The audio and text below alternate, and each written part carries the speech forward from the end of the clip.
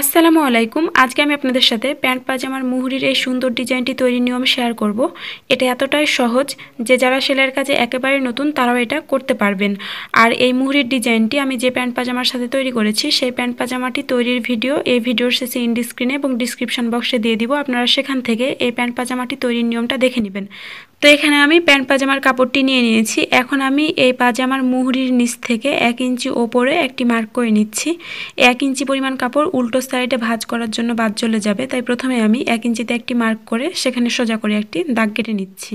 এবারে প্যান্ট পাজামার কাপড়টিকে সোজা পাশে সমান করে একবার ভাঁজ করে নিতে হবে। তো কাপড়টিকে অবশ্যই সোজা পাশে সমানভাবে ভাঁজ করতে হবে।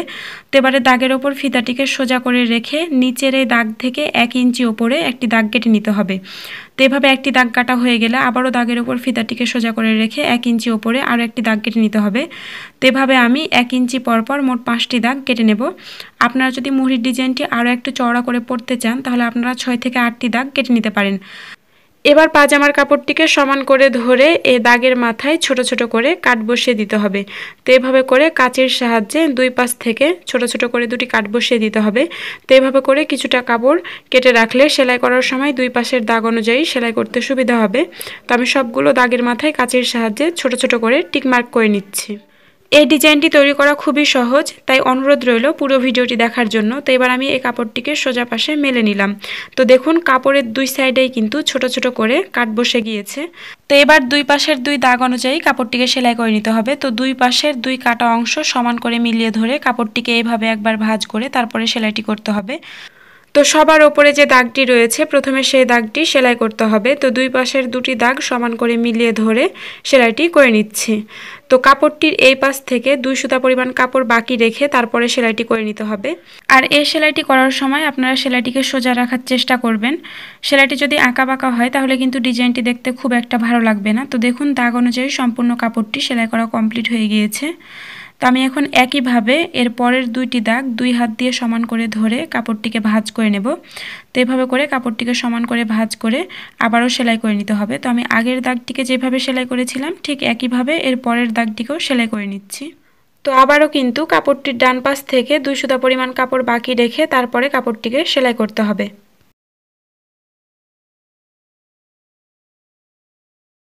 তো দেখুন সেলাইটি করা কমপ্লিট হয়ে গিয়েছে। তো আমি এই দাগ দুটি যেভাবে সেলাই করলাম একইভাবে বাকি সবগুলো দাগ অফ ক্যামেরায় সেলাই করে নেব।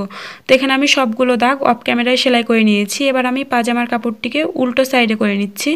তো এবার কাপড়টির নিচ থেকে খুব অল্প পরিমাণ কাপড় উল্টো সাইডে একবার ভাঁজ করে এর ওপর দিয়ে সেলাই করে নিতে হবে।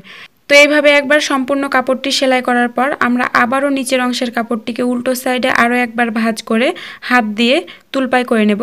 তো দেখুন সম্পূর্ণ কাপড়টি সেলাই করা কমপ্লিট হয়ে গিয়েছে। এবার আমি পাজামার কাপড়টিকে আবারও সোজা পাশে করে নিলাম।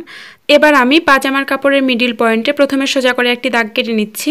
তো এবার মিডিলের এই দাগ থেকে দুই সাইডে 1 ইঞ্চিতে দুটি মার্ক করে নিতে হবে। তো আমি এই সাইড থেকেও 1 ইঞ্চিতে একটি মার্ক করে নিলাম। তো এবার এই মার্ক করা দাগের ওপর একটি স্কেল সোজা করে রেখে লম্বা করে একটি দাগ কেটে নিতে হবে। তো এই সাইড থেকেও দাগটি কেটে নিতে হবে। তো এবার আমি এই দাগ অনুযায়ী কাপড়টিকে সেলাই করে দেখাবো। তো প্রথমে পাজামার কাপড়টিকে এই পাশে করে নিতে হবে। এখন এই কাপড়গুলোকে নিচের দিকে করে এর ওপর দিয়ে সেলাই করে নিতে হবে। তো এইভাবে করে সম্পূর্ণ দাগ অনুযায়ী সেলাইটি করে নিলাম। তো আমি এই দাগটি যেভাবে সেলাই করলাম এই শেডের দাগটিকেও একইভাবে সেলাই করে নেব। আপনাদের কাছে ছোট্ট একটি অনুরোধ, ভিডিওটি ভালো লাগলে অবশ্যই একটি লাইক দেবেন এবং আমার চ্যানেলে নতুন হলে অবশ্যই সাবস্ক্রাইব করবেন। তো দেখুন দুই পাশের দুইটি দাগ সেলাই করা কমপ্লিট হয়ে গিয়েছে। এবার আমরা মাঝের কাপড়টিকে ওপরের দিকে ভাঁজ করে এর ওপর দিয়ে সেলাই করে নেব। খেয়াল করে দেখুন আগের সেলাইটি করার সময় কাপড়টিকে কিন্তু আমি নিচের দিকে রেখে সেলাই করেছিলাম, কিন্তু এই সেলাইটি করার সময় মাঝের এই কাপড়টিকে ওপরের দিকে উঠিয়ে তারপরে সেলাইটি বসাতে হবে। তো আমি সেলাইটি করার সময় আগে কাপড়টিকে ওপরের দিকে উঠিয়ে নিচ্ছি, তারপরে সেলাইটি করে নিচ্ছি। তো এইভাবে করে একটা একটা করে কাপড় ওপরের দিকে উঠিয়ে তারপরে সেলাইটি করে নিতে হবে। তো দেখুন সম্পূর্ণ কাপড়টি সেলাই করা কমপ্লিট হয়ে গেল। তো এখানে একটু খেয়াল করে দেখুন এই দাগ থেকে এই দাগ পর্যন্ত দূরত্ব আসছে 2 ইঞ্চি থেকে 2 সুতা পরিমাণ বেশি। তো আমরা বাইরের দাগ থেকে এই সাইডে 2 ইঞ্চি থেকে 2 সুতা পরিমাণ বেশিতে একটি দাগ কেটে নিলাম।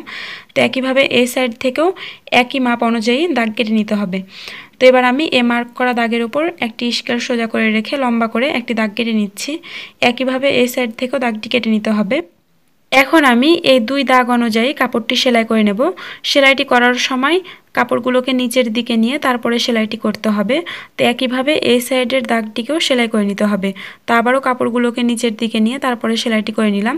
তো দেখুন দুটি দাগ সেলাই করা কমপ্লিট হয়ে গিয়েছে।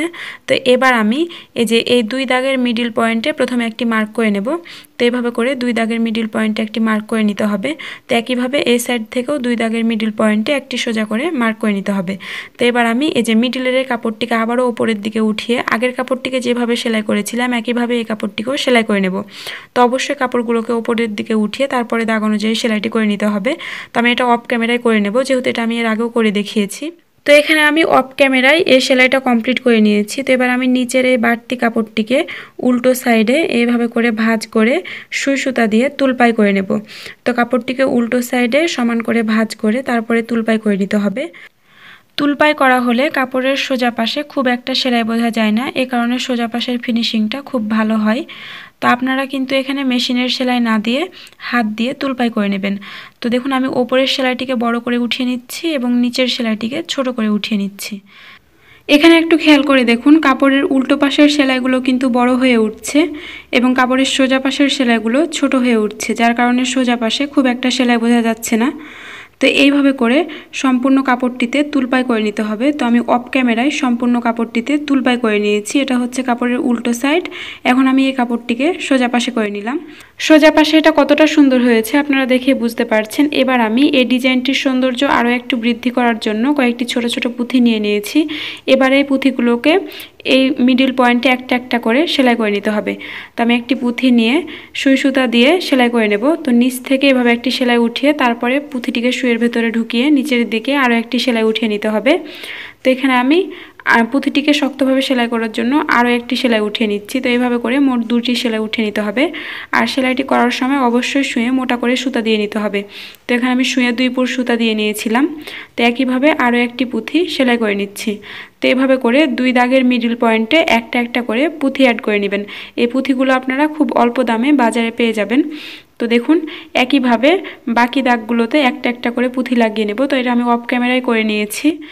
আপনারা চাইলে ডিজাইনটিকে এই অবস্থায় রেখে দিতে পারেন। আর যদি মনে করেন দুই সাইডে আরও দুটি ডিজাইন তৈরি করবেন, তাহলে আবারও আগের নিয়মে দুই সাইড থেকে 2 ইঞ্চি 2 দাগ পরিমাণ জায়গা নিয়ে একটি মার্ক করে আবারও মিডিল পয়েন্ট থেকে ডিজাইনটি করে নেবেন। তো এটার নিয়ম যেহেতু একই, তাই আমি এটা অফ ক্যামেরায় করে নিচ্ছি। তো দেখুন আমি অফ ক্যামেরায় এই ডিজাইনটি করে নিয়েছি। এবার পাজামার কাপড়টিকে উল্টো সাইডে সমান করে একবার ভাঁজ করে মুহুরির চওড়ার পরিমাণ অনুযায়ী পাজামার কাপড়ের খোলা সাইড সেলাই করে নিলে পাজামাটি তৈরি করা কমপ্লিট হয়ে যাবে। তো এটা আমি অফ ক্যামেরায় করে নেব। তো এই প্যান্ট পাজামাটি কিভাবে তৈরি করেছি সেই ভিডিও আপনারা এই ভিডিওর শেষে ইন্ড স্ক্রিনে পেয়ে যাবেন। অবশ্যই সেখান থেকে দেখে নেবেন। ভিডিওটি ভালো লাগলে একটি লাইক দেবেন। সবাই ভালো থাকবেন, সুস্থ থাকবেন। আসসালামু আলাইকুম।